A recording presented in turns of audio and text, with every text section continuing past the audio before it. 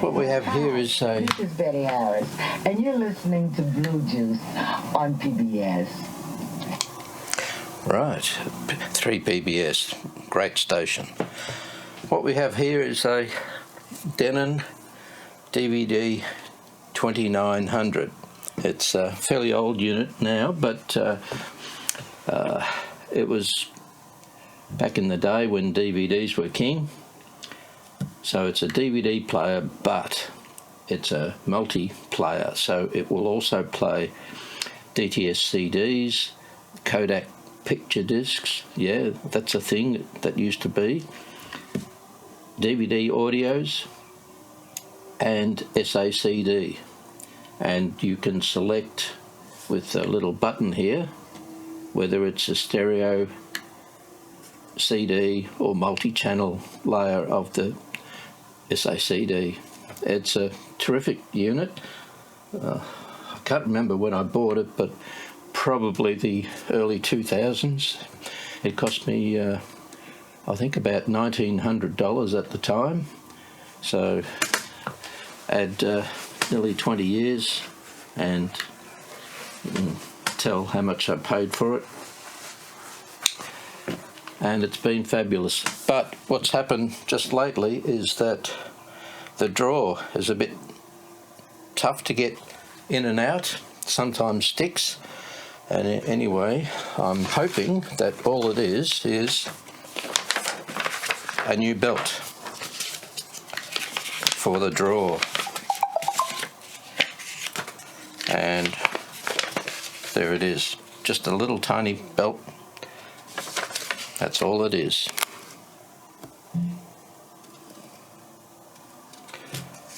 So let's find out. What did that cost me? That cost me US $12.73 plus postage, of course. At the time, US $2.60. They charge a lot more now. This is back in, oh no, this is July last year, so probably because it was just in an envelope. That's why it was a good price. From Portugal. Oh, okay, Portugal. Let's get into it, see what happens. Lots of screws. I might add, this is the first time I've ever opened it. It's been a really reliable unit. I mean, I don't use it for playing DVDs anymore, not for a long time. It was good in the day because it was a progressive player, so I had CRT projectors at the time, and progressive output was perfect, and it really made a difference to the picture quality rather than an interlaced output. And I think it might have even doubled it. I think it just says progressive, so probably just progressive, but that was enough.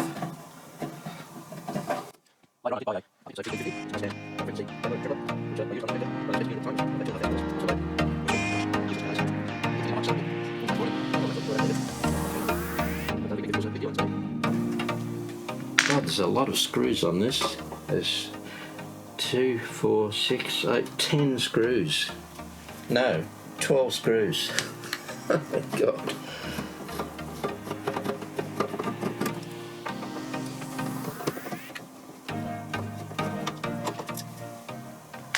Well, I hope it's easy to change the belt.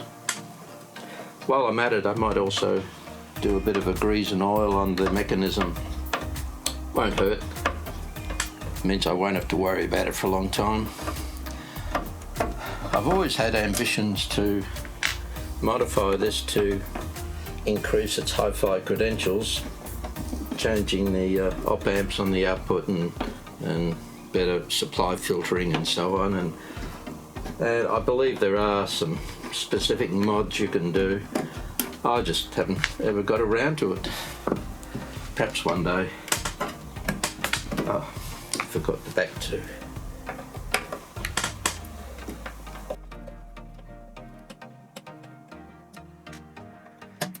Certainly made it strong. Well, this was quite a nice unit in its day, so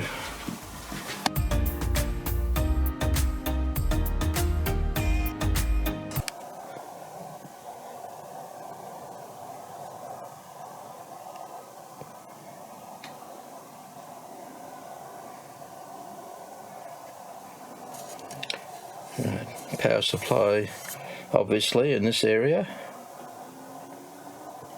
mechanism, and there's another brown board underneath. A little bit of dust has got in there, sitting on the capacitors. Interesting. Anyway, the mechanism, that's the thing. Hope it's not too hard to get to. There's a couple of screws here.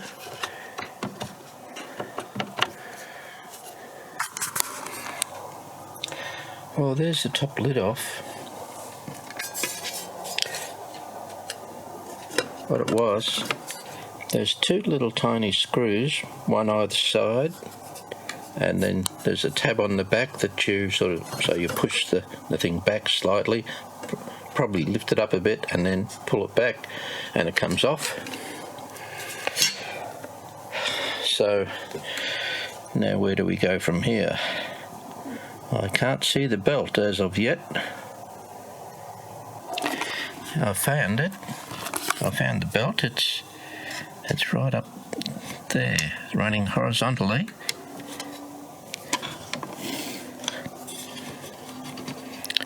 Yeah, it does appear to be a little bit loose, but how to replace it? Alright, we'll see. Well, it seems as though I have to take off the front panel, etc. Now this little thing here goes on. It's on a bit tight actually, and so you have to be careful. I actually ended up breaking a little bit of the plastic there. It still should be alright, but if you look underneath you'll see how careful you have to be. And also take off the front cover. So how does that go? There's a loom that's goes to the back here, and there's a ribbon cable here, which, well, that is.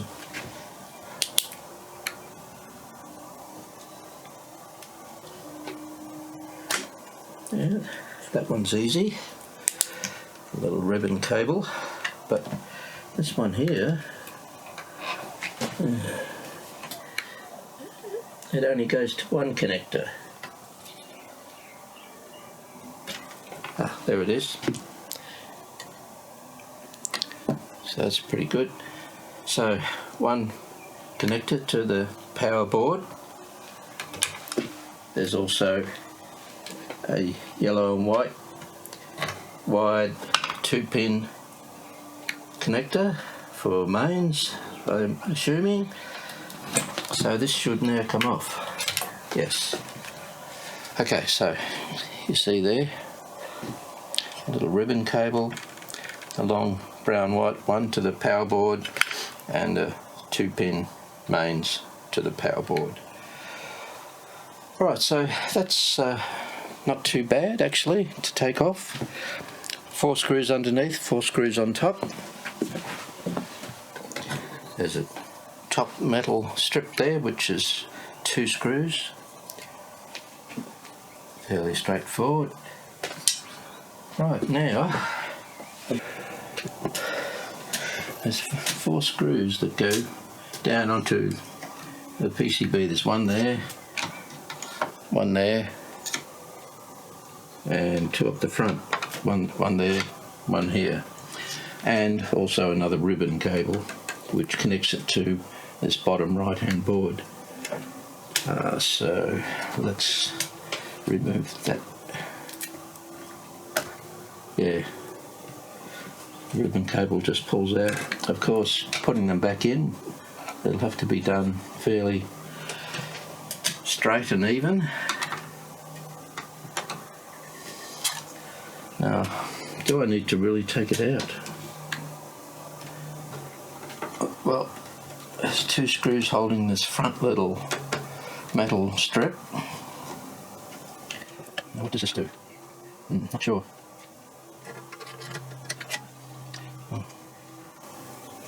Starting to lose track of what screws are which, so I'll put these screws back in their holes. Now, if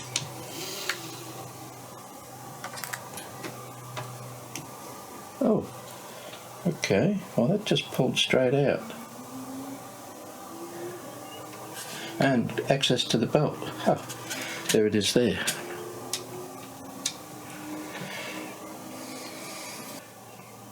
I'm loath to do too much greasing if I don't need to. Yeah, that belt is definitely going a bit old. Now, there's a couple of cogs here that are in the way. Oh, that's not good of them.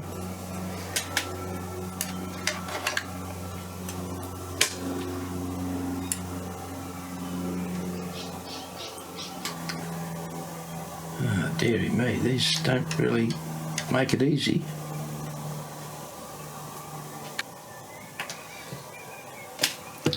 No, there's nothing underneath there.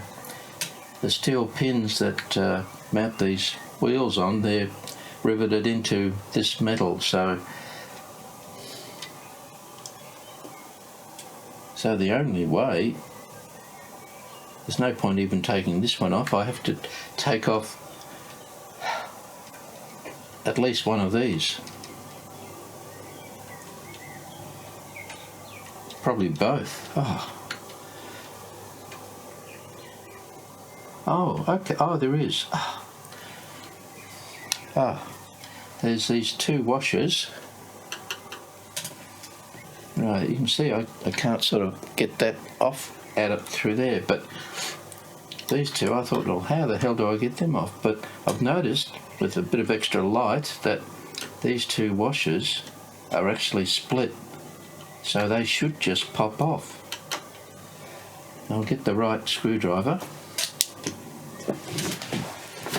Now I have to be careful they don't go sprawling off into the distance, but let's see what we can do here. I needed the extra light to be able to see where the split is. There's not much of a gap. Right, now.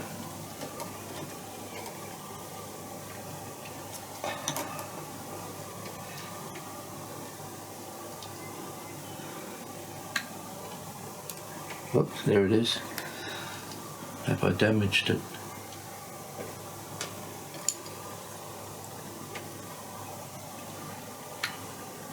A little bit, but I think it'll be alright.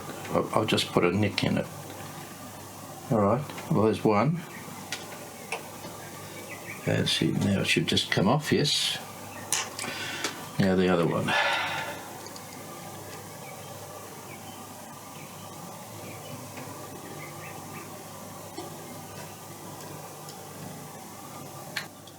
I really need a blade to get underneath this rather than this screwdriver. It's still got too much thickness to get underneath it. Oh, oops.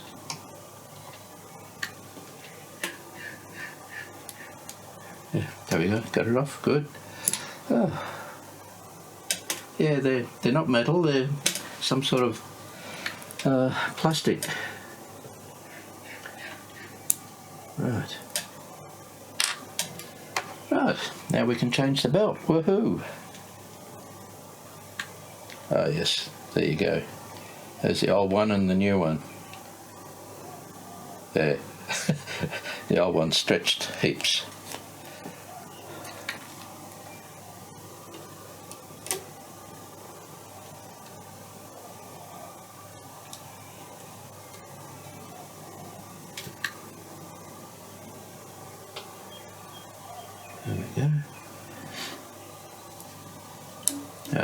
terrific. Right, should be Bonza Butte now. Now I'll just assess what I need to clean, what I need to oil, and what I need to grease. I suspect I won't be doing too much.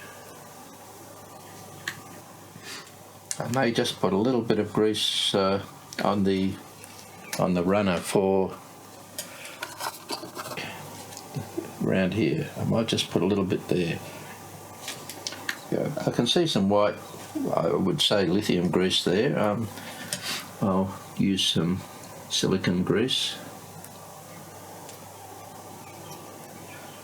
So it looks as though I haven't had to take the whole unit out, so in fact this ribbon cable I can put back in.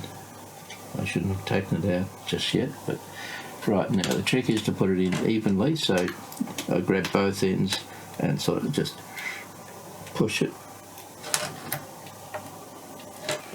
Beautiful. Yeah, you've got to sort of grab each end of each side of the ribbon and sort of push it together. Oh, right.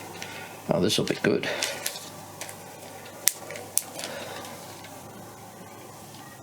The slides, I think, are still good.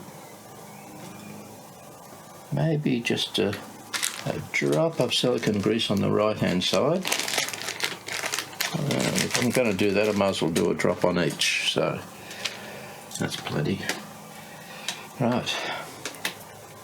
And I think, as I said, I'll put some silicone grease along the runner. Once again, not too much, just enough to replace what might have missed. That's plenty. Right. What we have is a few cogs. Now, do I oil them? Being plastic, I'm not sure that you're meant to actually. But the actual spindles themselves, I reckon, I'll just try and haven't used this dispenser before. Oh yeah, that works. Might just put a drop just on the shaft. Not even a drop, half a drop. Yeah, here we go. That's the motor there for the drawer. I don't think that pulley is pressed on, so I don't think I'll oil that. We have 3 here though that I think I'll put a drop of oil on. Not even a drop, half a drop.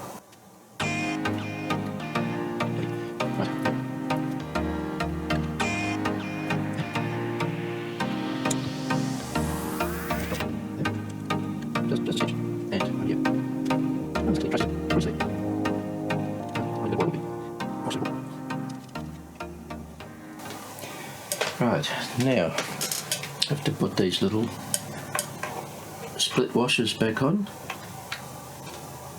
With a bit of luck they should just sit straight on. Whoops.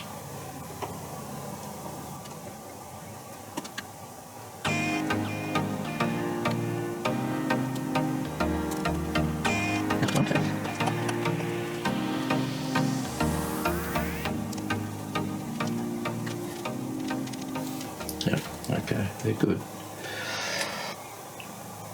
I think we can put it back together now. There's a groove down each side. Just probably should have a little bit of grease on them. Just a little film of grease. Yeah, it may or may not be a good idea, but I'll do it anyway.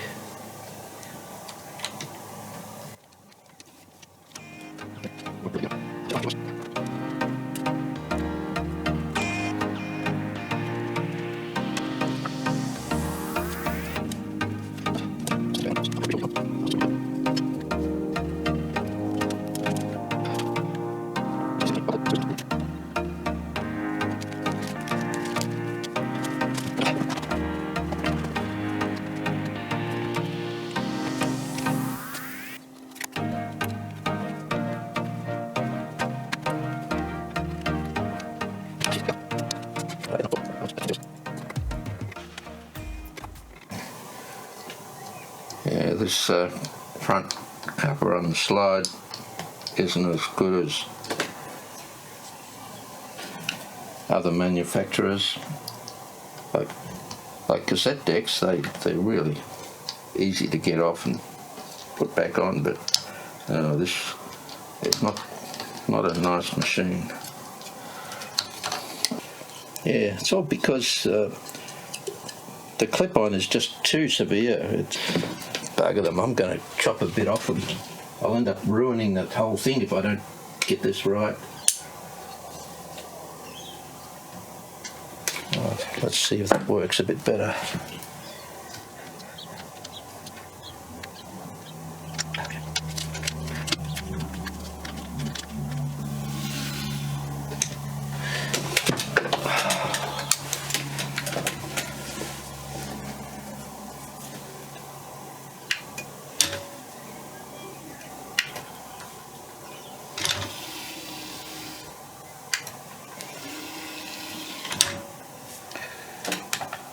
Alright, I think it's alright. It's not on the best, but yeah, silly people. They did everything else really nicely, but taking this off is not good. The two tabs at the bottom, they're too severe. Chop a bit off them.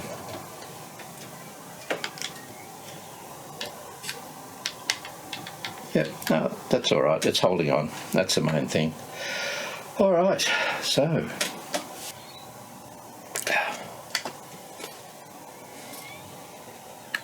yep, no worries. Surround. DTS CDs, they're good.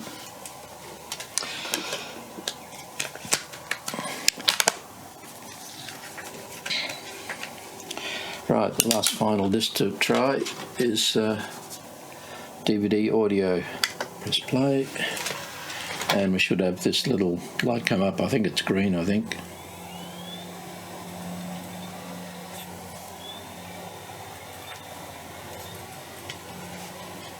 Oh, amber, okay. Oh, it plays it straight away. Terrific. Alright, I think there's only a couple of minor missteps in all of that. I'll screw it all back together, and that's that. A Denon DVD 2900. Beautiful machine, well engineered, etc., etc.